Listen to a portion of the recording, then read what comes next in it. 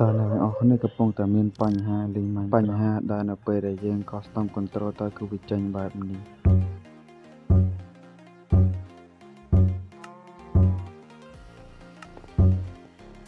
ហើយបើសិនជាអ្នកទាំងអស់គ្នាមើលឲ្យជាក់នៅ Control ដែលខ្ញុំកំពុងតែលេងគឺវាខុសប្រក្រតីដោយសារតែខ្ញុំអាចសេរី Control Minecraft ឲ្យវាហួសកម្រិតដែល Minecraft ឲ្យយើងកំណត់បានហើយអ្នកទាំងអស់គ្នាក៏អាចធ្វើដូចនេះបានដូចគ្នាគ្រាន់តែអ្នកទាំងអស់គ្នាមើលវីដេអូខ្ញុំឲ្យដល់ចប់នឹងចូលទៅដល់វិធីធ្វើខ្ញុំសូមចិត្តអ្នកទាំងអស់គ្នាជួយចុច Like Subscribe អ្នកមួយសប្តាហ៍នេះ Subscriber របស់ខ្ញុំគឺមានត្រឹមតែ5នាក់តែប៉ុណ្ណោះខ្ញុំសូមនិយាយតែប៉ុណ្្នឹងទេឥឡូវយើងចូលទៅកាន់វីដេអូរបស់យើងទាំងអស់គ្នា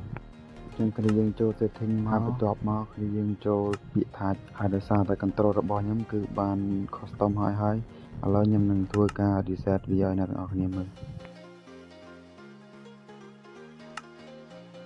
អូខេឥឡូវនេះខ្ញុំមក reset វារួចរាល់ហើយបន្ទាប់មកអ្នកទាំងអស់គ្នាធ្វើការបើកជាមួយ setting មួយដែល setting នេះដែលក៏មានឈ្មោះថា pick block បន្ទាប់ពីបើក setting នឹងហើយអ្នកទាំងអស់គ្នាធ្វើការចាប់ដើមចូលទៅកាន់ការ custom control របស់អ្នកទាំងអស់គ្នាអញ្ចឹងនៅពេលអ្នកទាំងអស់គ្នាបើកជាមួយនឹង setting pick block នឹងហើយអ្នកទាំងអស់គ្នានឹងឃើញថា joystick ឬក៏កន្លែងដែលយើងរត់ហ្នឹងគឺវានៅជាប់គ្នាជាមួយនឹងប៊ូតុង pick block នឹងយកតែម្ដងដូច្នេះមានន័យថាប៊ូតុងពីរហ្នឹងគឺវាបានคลิกចូលគ្នារួចបាត់ហើយអញ្ចឹងយើងគ្រាន់តែទាញ control ផ្សេងទៀតទៅចិត្តវាយើងនឹងអាចទាញ control អស់ហ្នឹងឲ្យវាคลิกចូលគ្នាបានយកតែម្ដងហើយនៅពេលដែលវាคลิกចូលគ្នាអញ្ចឹងអ្នកទាំងអស់គ្នាអាចទាញវាឡើងទៅផុតអា border ហ្នឹងបានហើយបន្ទាប់មកទាំងអស់គ្នាសេរីតាមចំណូលចិត្តទាំងអស់គ្នាទៅដូចខ្ញុំសេរីតាមដៃរបស់ខ្ញុំ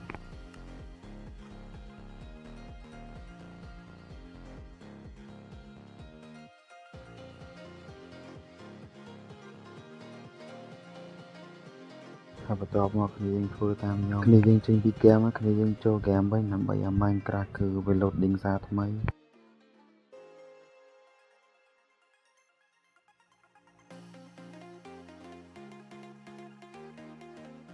បន្ទាប់ពីវា loading ហើយគ្នាយើងធ្វើការចូល setting ហើយចូល type មកហើយបន្ទាប់មកគ្នាយើងធ្វើការ select control ទៅអាកណ្ដាលបន្ទាប់មកគ្នាយើងចុចថយមកហើយចូល game វិញមកហើយបន្ទាប់មកវានឹង load ចេញដូចនេះហើយដល់ដំណាក់កាលនេះអ្នកនរគ្នាគ្រាន់តែសេរីប៊ូតុង pick block ហ្នឹងទៅកន្លែងដែលអ្នកនរគ្នាធ្លាប់ដាក់ពីមុនមកឬក៏អ្នកនរគ្នាអត់ប្រើទេអ្នកនរគ្នាចុច done ហើយទៅមកអ្នកនរគ្នាធ្វើការបិទជាមួយនឹងប៊ូតុង pick block ហ្នឹងចោលទៅហើយចុងក្រោយគ្នាយើងគ្រាន់តែចុចចូល control ទី3គឺជាការស្រេច